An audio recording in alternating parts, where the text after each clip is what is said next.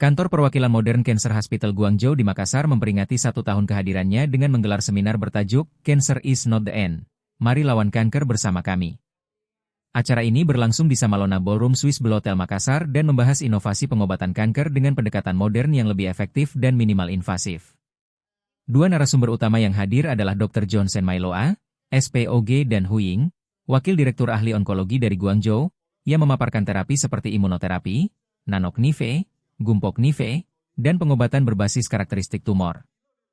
Hu Ying menekankan pentingnya deteksi dini serta penggunaan teknologi terkini untuk meminimalkan penderitaan pasien dan memaksimalkan hasil pengobatan.